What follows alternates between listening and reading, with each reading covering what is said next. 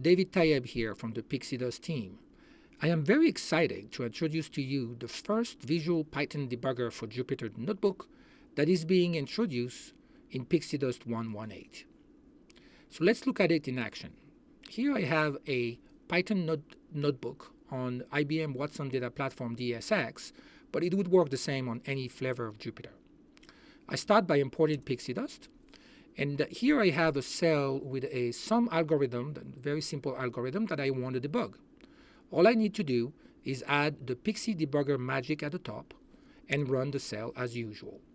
As you can see, it stops at the first line, and I have all kinds of control that shows me what's happening. I have a toolbar when I can resume execution, step over, step in, step out, and then look at all the frames. If I step over, I can go line by line, and I can see all the different variables on the right. I can click on one and start examining them. At the bottom, I have my console output. I have an evaluate window where I can enter any expression.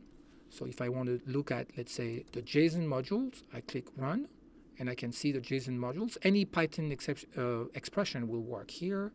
And I can see all the breakpoints that I have. And I can resume execution. I can also set a breakpoint directly from there, saying that I want to stop at the find max method. If I rerun this, it will automatically stop at the find max method, giving me a little bug here. I can also hover each line and go to the line that I want. Where it becomes even more interesting is that I can use the PixieDebugger for debugging PixieApps. So here I have a Pixie app that has a very bad route calling a method that divides by 0. Let's run the usual way. I have my button, and when I call the bad route, it will throw an exception. But what you can see is that the exceptions has been augmented with 2 buttons. I can do a postmortem, which means that I can see exactly where the problem was, or I can do a debug of the route that caused the problem.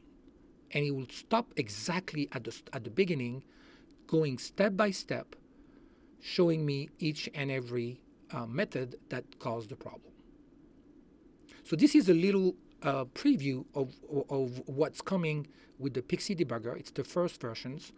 We are waiting for you to use it and give us your feedback. Please go on the PixieDust repo in IBM Watson Data Lab /PixieDust and start the conversation with us with ideas and on how we could improve these new features.